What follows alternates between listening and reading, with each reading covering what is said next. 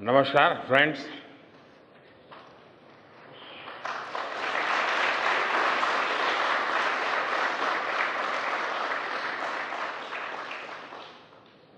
आप सभी के बीच आकर आज एक अलग ही खुशी महसूस कर रहा हूं। शायद ऐसी खुशी बहुत रेयर ओकेजन होते हैं जब तन मन खुशियों से भर गया हो। और व्यक्ति के जीवन में कई बार ऐसी घटनाएं घटती हैं कि वो बेसब्री हावी हो जाती है। इस बार मेरे साथ भी ऐसा ही हुआ है। इतनी बेसब्री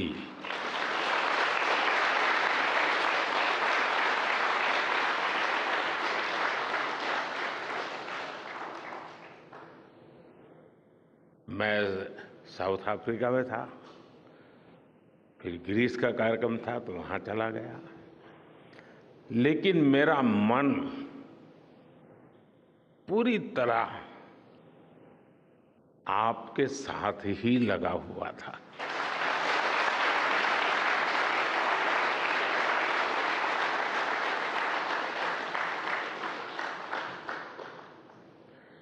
लेकिन कभी कभी लगता है कि मैं आप लोगों के साथ अन्याय कर देता हूं। बेसब्री मेरी और मुसीबत आपकी। इतनी सवेरे सवेरे आप सभी को और इतना और टाइम, लेकिन बस मन कर रहा था जाऊं आपको नमन करूं। आपको दिक्कत हुई होगी, लेकिन मैं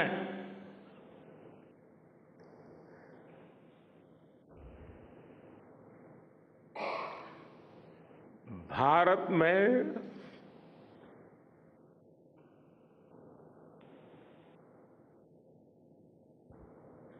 आते ही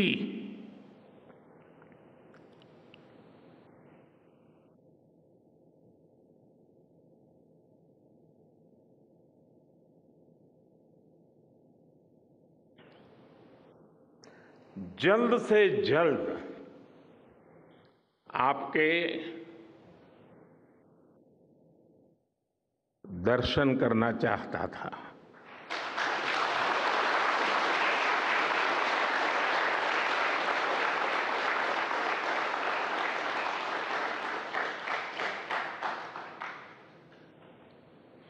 आप सबको सैल्यूट करना चाहता था।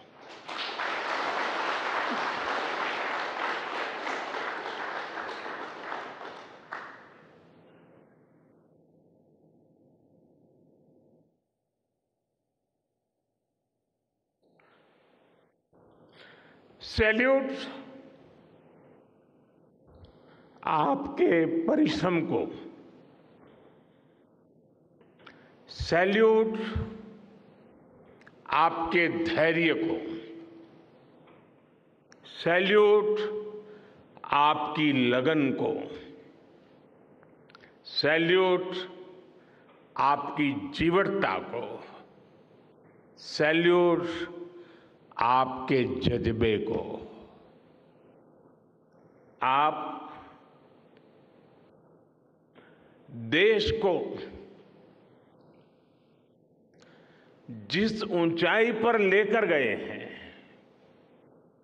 ये कोई साधारण सफलता नहीं है। ये अनंत अंतरिक्ष में भारत के वैज्ञानिक सामर्थ्य का शंखनाद है।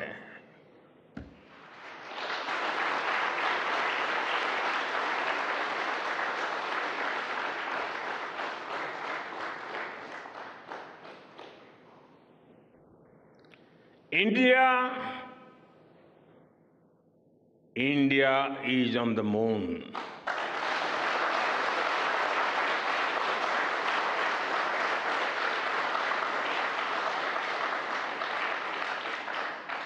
We have our national pride placed on the moon.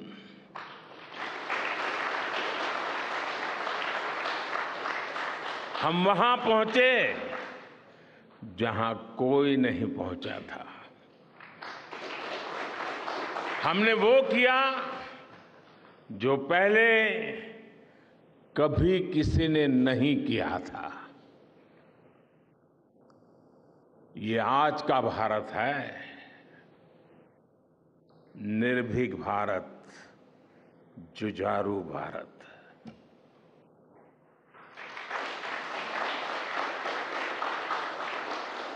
ये वो भारत है जो नया सोचता है, नए तरीके से सोचता है, जो डार्क जोन में जाकर भी दुनिया में रोशनी की किरण फैला देता है।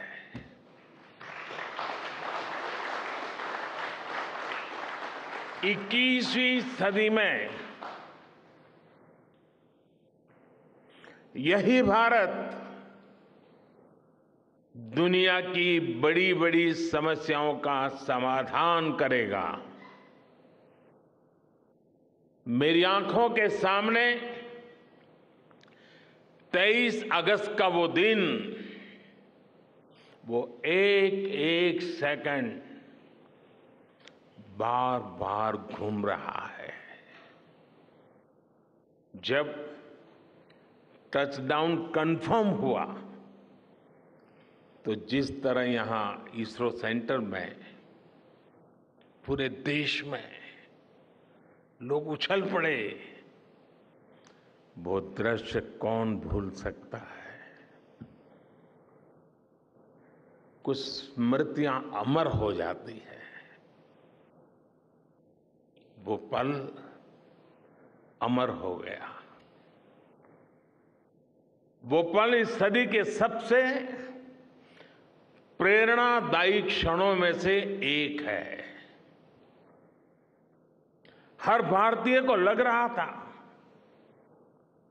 कि विजय उसकी अपनी है। खुद महसूस करता था। हर भारतीय को लग रहा था कि जैसे वो खुद एक बड़े एग्जाम में पास हो गया है। आज भी बधाइयां दी जा रही हैं, संदेश दिए जा रहे हैं, और ये सब मुमकिन बनाया है आप सबने, आपने।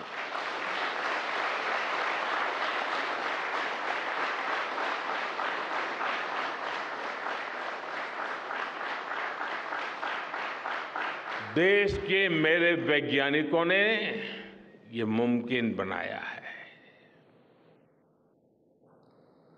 मैं आप सबका जितना गुणगान करूं वो कम है।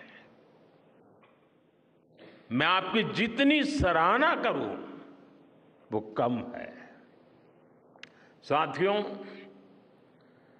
मैंने वो फोटो देखी जिसमें हमारे मून लैंडर ने अंगद की तरह चंद्रमा पर मजबूती से अपना पैर जमाया हुआ है।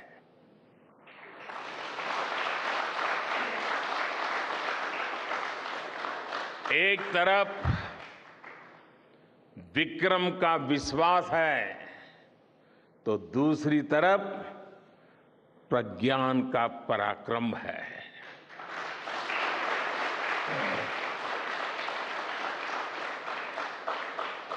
हमारा प्रज्ञान लगातार चंद्रमा पर अपने पद चिन्ह छोड़ रहा है। अलग अलग कैमरों से ली गई जो तस्वीरें अभी रिलीज हुई और मुझे देखने का सौभाग्य मिला, वो अद्भुत है। मानव सभ्यता में पहली बार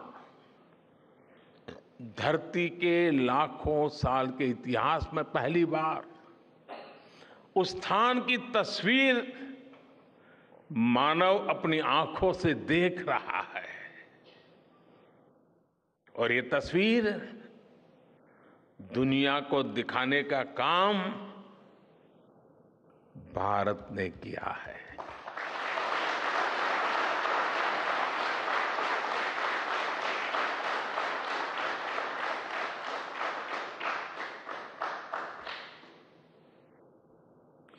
आप सभी वैज्ञानिकों ने किया है। आज पूरी दुनिया भारत की साइंटिफिक स्पिरिट का, हमारी टेक्नोलॉजी का और हमारे साइंटिफिक टेम्परामेंट का लोहा मान चुकी है।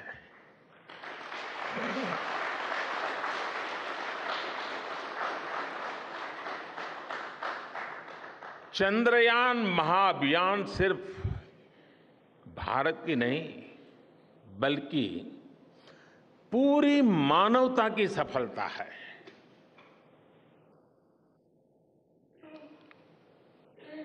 हमारा मिशन जिस क्षेत्र को एक्सप्लोर करेगा उससे सभी देशों के लिए मून मिशंस के नए रास्ते खुलेंगे। ये चांद के रहस्य को तो खोलेगा ही, साथ ही धरती की चुनौतियों के समाधान में भी मदद करेगा। आपकी इस सफलता के लिए मैं एक बार फिर सभी वैज्ञानिकों को, टेक्नीशियंस, इंजीनियर्स और चंद्रयान महाअभियान से जुड़े सभी सदस्यों को बधाई देता हूं।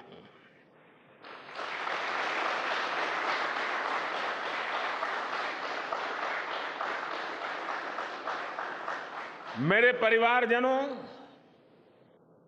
आप जानते हैं कि स्पेस मिशंस के टच डाउन पॉइंट को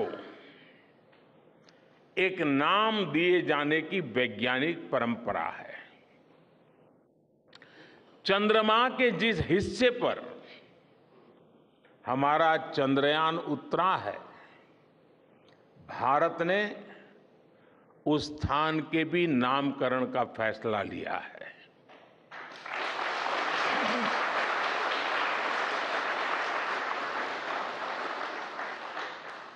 जिस स्थान पर चंद्रयान 3 का मून लैंडर उतरा है, अब उस पॉइंट को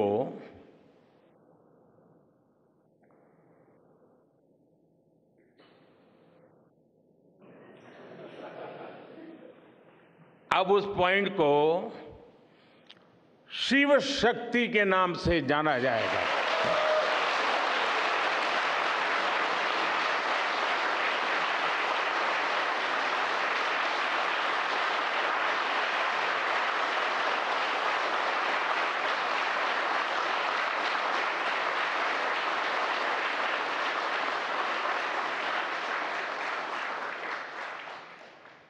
शिव में मानवता के कल्याण का संकल्प समाहित है और शक्ति से हमें उन संकल्पों को पूरा करने का सामर्थ्य मिलता है। चंद्रमा का शिव शक्ति पॉइंट हिमालय से कन्याकुमारी से जुड़े होने का बोध कराता है।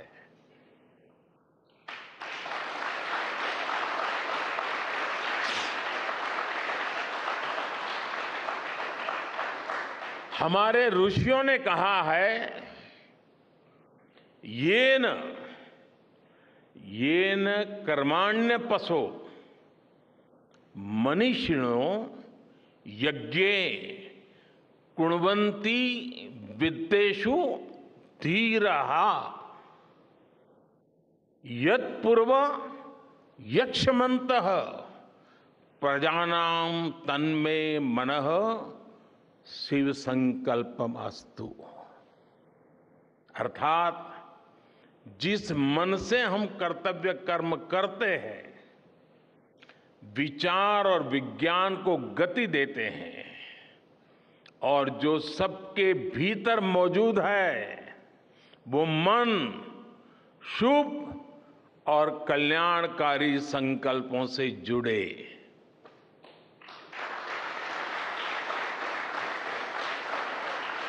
मन के इन शुभ संकल्पों को पूरा करने के लिए शक्ति का आशीर्वाद अनिवार्य है, और ये शक्ति हमारी नारी शक्ति है।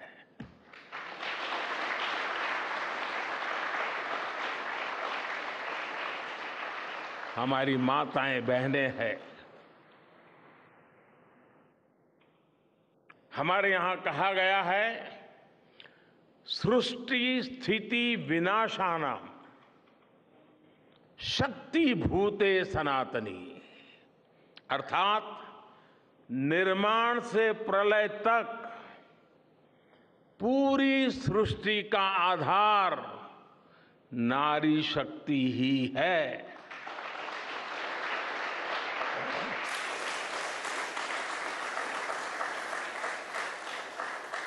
आप सबने देखा है, चंद्रयान 3 में देश ने, हमारी महिला वैज्ञानिकों ने, देश की नारी शक्ति ने कितनी बड़ी भूमिका निभाई है। चंद्रमा का शिव शक्ति पॉइंट सदियों तक भारत के इस वैज्ञानिक और दार्शनिक चिंतन का साक्षी बनेगा।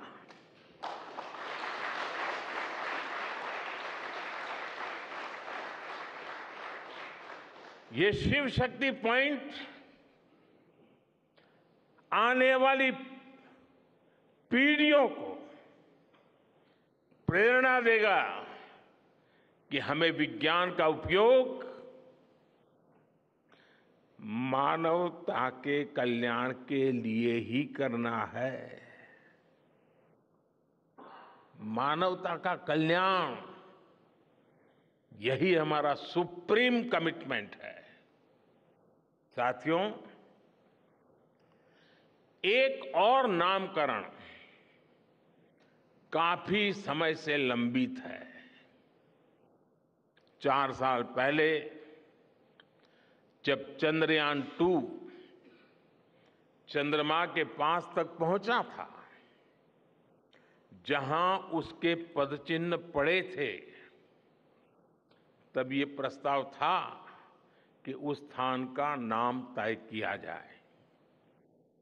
लेकिन उन परिस्थितियों में निर्णय लेने के स्थान पर हमने प्रण लिया कि जब चंद्रयान 3 सफलतापूर्वक चांद पर पहुंचेगा, तब हम दोनों पॉइंट का नाम एक साथ रखेंगे।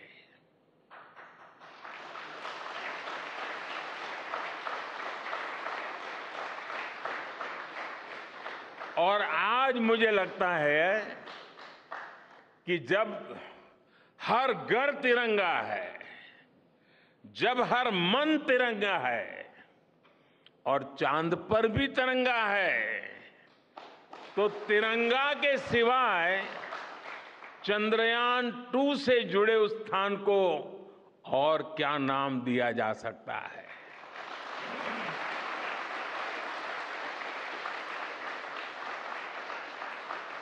इसलिए चंद्रमा के जिस स्थान पर चंद्रयान 2 ने अपने पदचिन्ह छोड़े हैं, वो पॉइंट अब तिरंगा कहलाएगा।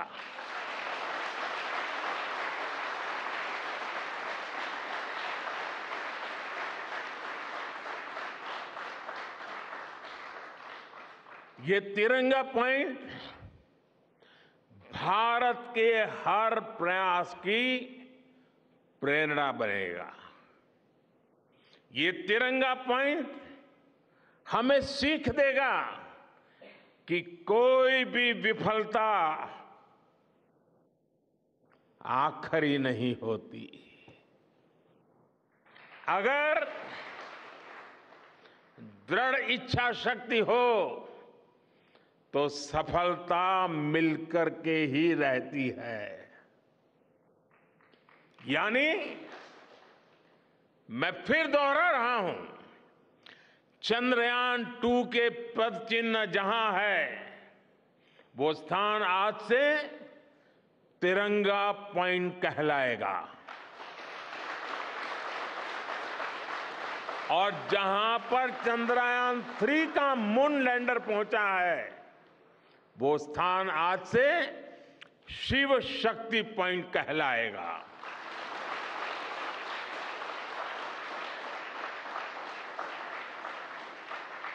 साथियों, आज भारत दुनिया का चौथा ऐसा देश बन चुका है जिसने चंद्रमा की सतह को छुआ है।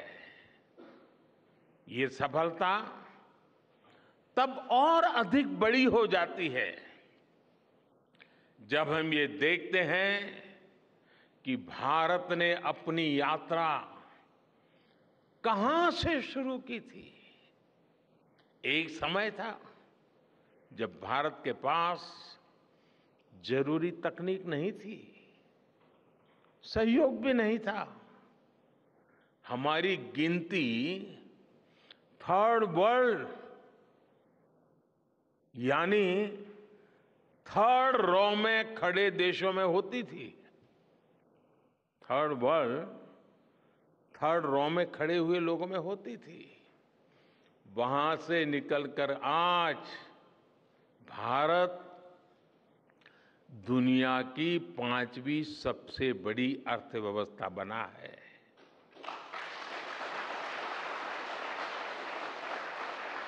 आज ट्रेड से लेकर टेक्नोलॉजी तक भारत की गिनती पहली पंक्ति यानी फर्स्ट रॉ में खड़े देशों में हो रही है।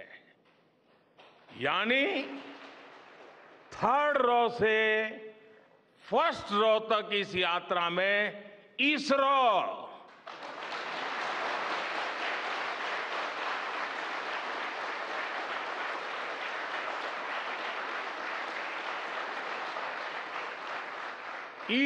जैसी संस्थानों की बहुत बड़ी भूमिका रही है।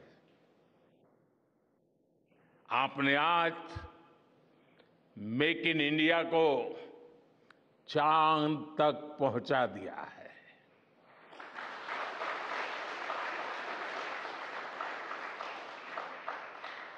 मेरे परिवारजनों, मैं आज आपके बीच आकर विशेष तौर पर देशवासियों को आपकी मेहनत के बारे में बताना चाहता हूं। जो मैं बातें बता रहा हूं वो आपके लिए नई नहीं है, लेकिन आपने जो किया है, जो साधना की है, वो देशवासियों को भी पता होना चाहिए। भारत के दक्षिण हिस्से से चंद्रमा के दक्षिणी ध्रुव तक चंद्रयान की ये यात्रा आसान नहीं थी। मून लैंडर की सॉफ्ट लैंडिंग सुनिश्चित करने के लिए हमारे वैज्ञानिकों ने इसरो की रिसर्च फैसिलिटी में आर्टिफिशियल मून तक बना डाला। इस आर्टिफिशियल मून पर विक्रम लैंडर को अलग अलग तरीके से सरफेस पर उतारकर उसका टेस्ट किया गया था। अब इतने सारे एग्जाम देकर हमारा मून लैंडर वहां गया है तो उसे सक्सेस मिलनी ही मिलनी थी।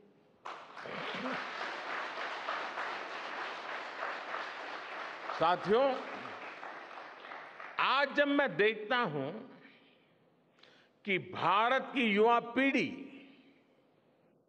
साइंस को लेकर, स्पेस को लेकर, इनोवेशन को लेकर इतनी एनर्जी से भरी हुई है, तो उसके पीछे हमारे ऐसे ही स्पेस मिशंस की सफलता है। मंगलयान की सफलता ने, चंद्रयान की सफलता ने, गगनयान की तैयारी ने देश की युवा पीढ़ी को एक नया मिजाज दे दिया है। आज भारत के छोटे छोटे बच्चों की जुबान पर चंद्रयान का नाम है। आज भारत का हर बच्चा आप वैज्ञानिकों में अपना भविष्य देख रहा है। इसलिए आपकी उपलब्धि सिर्फ ये नहीं है कि आपने चांद पर तिरंगा लहराया, लेकिन आपने एक और बड़ी उपलब्धि हासिल की है, और वो उपलब्धि है भारत की पूरी पीढ़ी को जागृत करने की, उसे नई ऊर्जा देने की।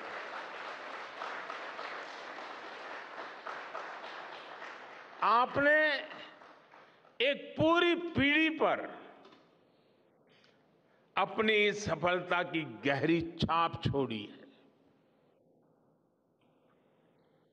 आज से कोई भी बच्चा रात में जब चंद्रमा को देखेगा तो उसको विश्वास होगा कि जिस हौसले से मेरा देश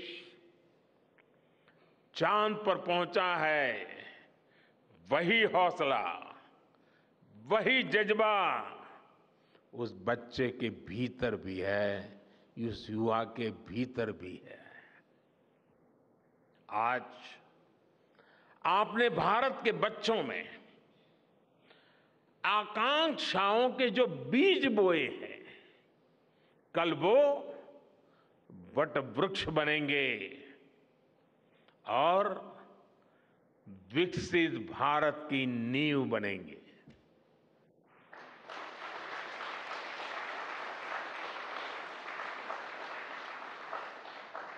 हमारी युवा पीढ़ी को निरंतर प्रेरणा मिलती रहे, इसके लिए एक और निर्णय लिया गया है। 23 अगस्त को जब भारत ने चंद्रमा पर तिरंगा फहराया, उस दिन को अब हिंदुस्तान नेशनल स्पेस डे के रूप में मनाया जाएगा।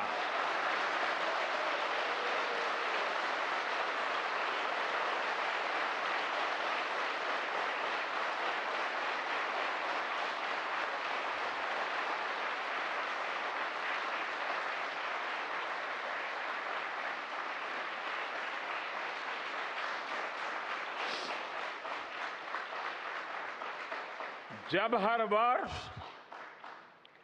National space day science, technology और इनोवेशन की स्पिरिट को सेलिब्रेट करेगा, हमें हमेशा हमेशा के लिए प्रेरित करता रहेगा।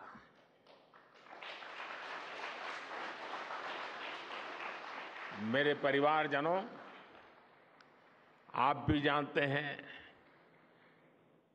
कि स्पेस सेक्टर का जो सामर्थ्य है,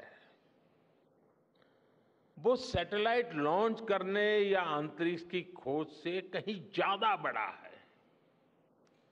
स्पेस सेक्टर की एक बहुत बड़ी ताकत है जो मैं देखता हूं वो है ईज ऑफ लिविंग और ईज ऑफ गवर्नेंस।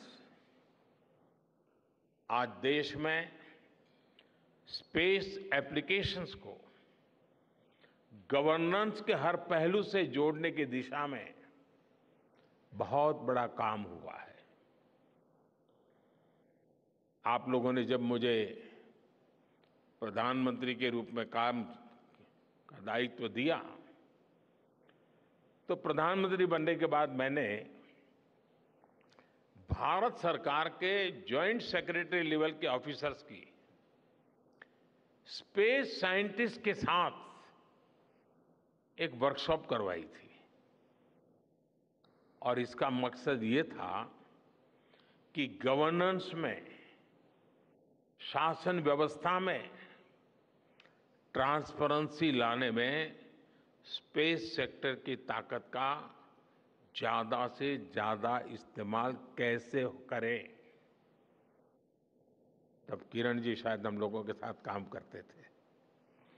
इसी का नतीजा था जब देश ने स्वच्छ भारत अभियान शुरू किया, शौचालयों का निर्माण शुरू किया, करोड़ों घरों को बनाने का अभियान चलाया, तो इन सब के मॉनिटरिंग के लिए, उसकी प्रगति के लिए स्पेस साइंस ने बहुत मदद की।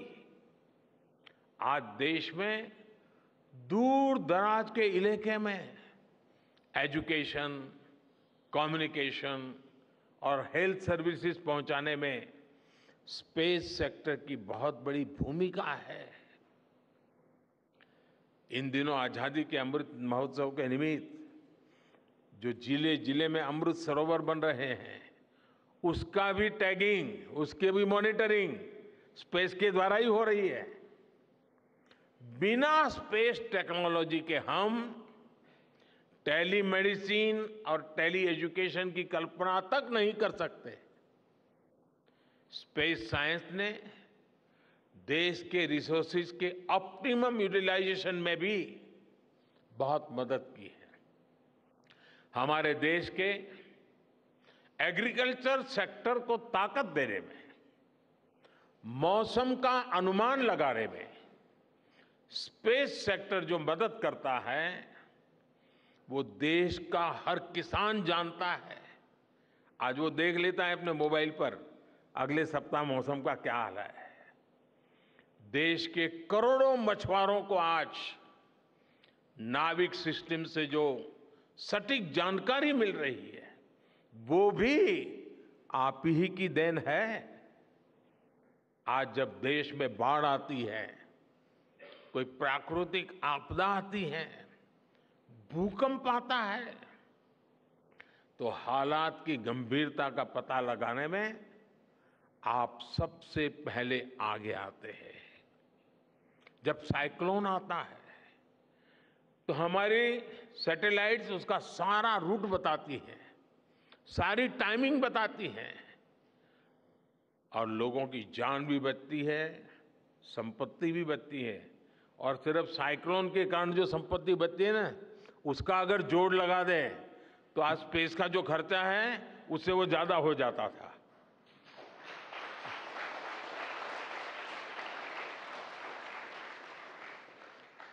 हमारे PM Gatishakti national master plan का आधार भी स्पेस टेक्नोलॉजी ही है।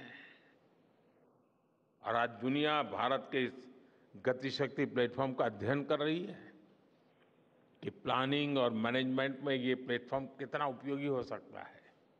इससे प्रोजेक्ट्स की प्लानिंग, एजुकेशन और मॉनिटरिंग में काफी मदद मिल रही है।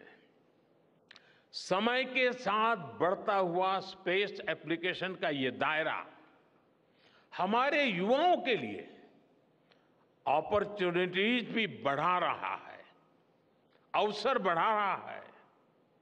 और इसलिए आज मैं एक सुझाव भी देना चाहता हूं और मैं चाहूंगा कि आपके यहां से जो रिटायर्ड लोग हैं वे इसमें काफी मदद कर सकते हैं। अब ये मत बोलिएगा कि इतनी सुबह सुबह मोदी जी यहां आए और कुछ काम भी दे करके जा रहे हैं। साथियों, मैं चाहूंगा कि इसरो, केंद्र सरकार के विभिन्न मंत्रालय और राज्य सरकारें मिलकर गवर्नेंस में स्पेस टेक्नोलॉजी पर एक नेशनल हैकाथॉन का आयोजन करें। इस हैकाथॉन में ज्यादा से ज्यादा युवा, ज्यादा से ज्यादा यूनिवर्सिटी, ज्यादा से ज्यादा नौजवान वो शामिल हो, जुड़े। मुझे विश्वास है ये नेशनल हैकाथॉन हमारी गवर्नेंस को और प्रभावी बनाएगा, देशवासियों को मॉडर्न सॉल्यूशंस देगा। और साथियों, आपके अलावा मैं अपनी युवा पीढ़ी को एक और टास्क अलग से देना चाहता हूं। और होमवर्क के दिए बिना बच्चों को काम करने का मजा नहीं आता है। आप सब जानते हैं कि भारत वो देश है जिसने हजारों वर्ष पूर्व ही धरती के बाहर अनंत अंतरिक्ष में देखना शुरू कर दिया था। हमारे यहां सदियों पहले अनुसंधान परंपरा के आर्यभट्ट, ब्रह्मगुप्त, वराहमिहिर और भास्कराचार्य जैसे ऋषि मनीषी हुए थे। जब धरती के आकार को लेकर भ्रम था, तब आर्यभट्ट ने अपने महान ग्रंथ आर्यभट्टीय में धरती के गोलाकार होने के बारे में विस्तार से लिखा था।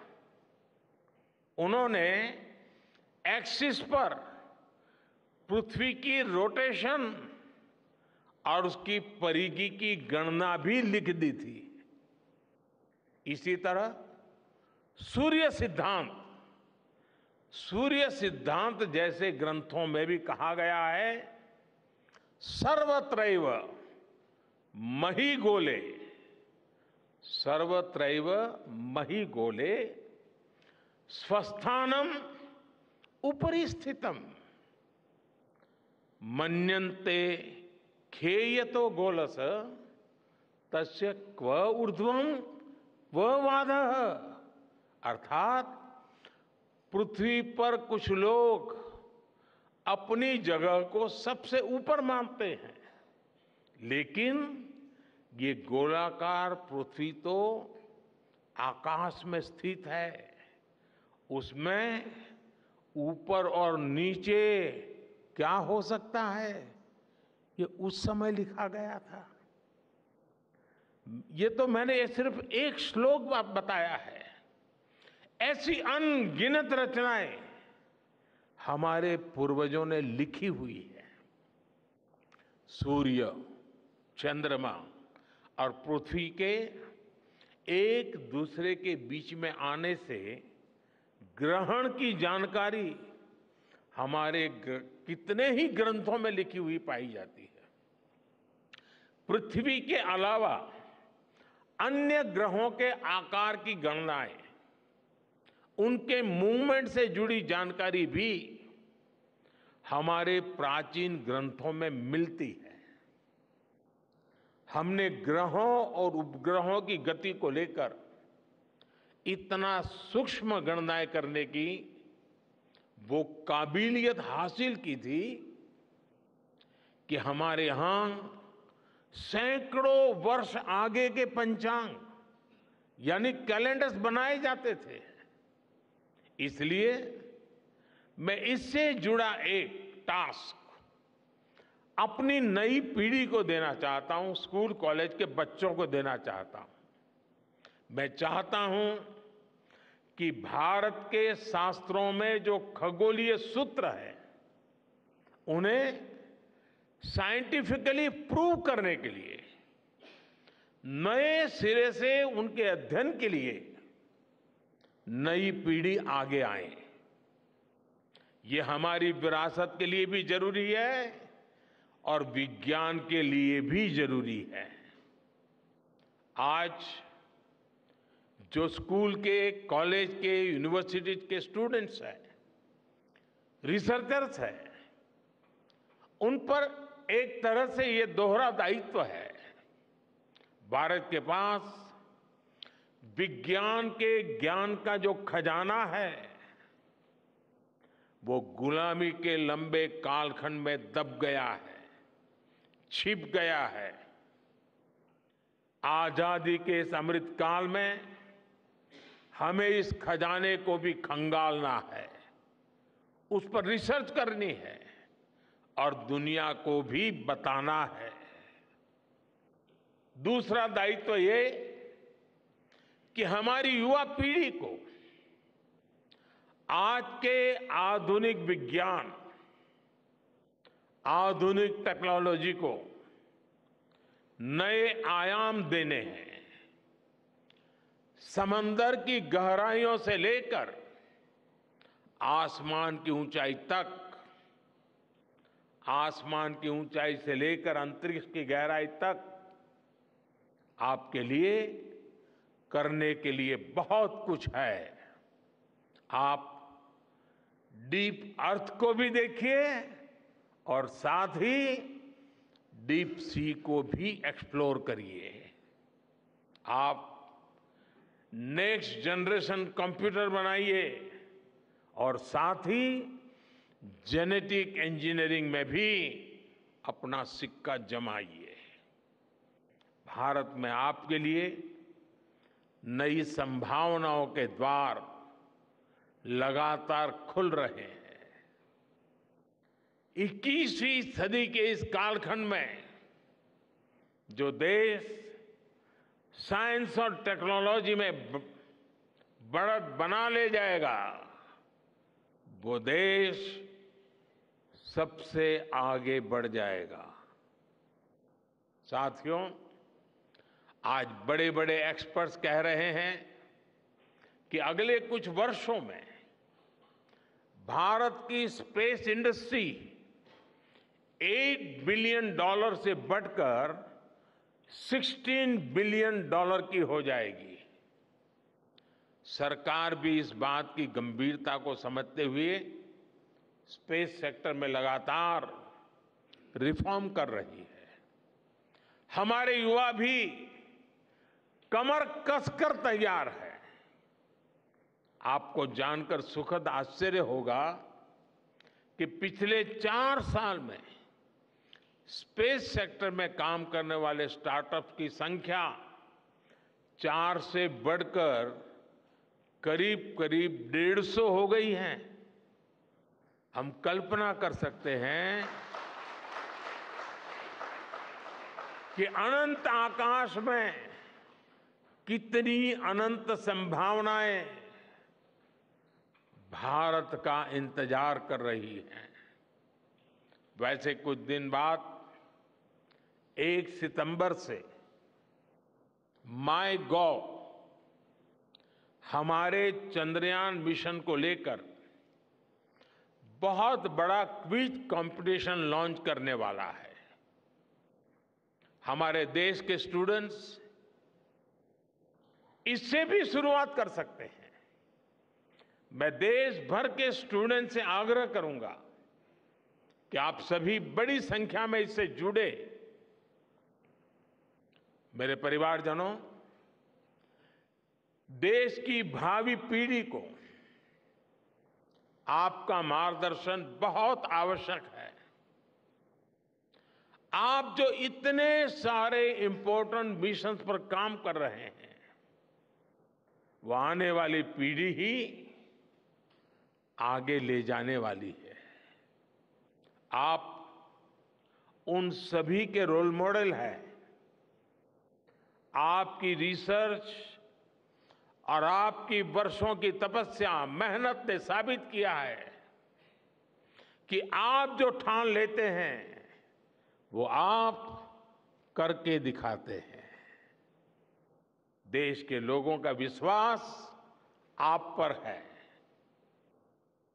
और विश्वास कमाना छोटी बात नहीं होती है दोस्तों। आपने अपनी तपस्या से विश्वास कमाया है।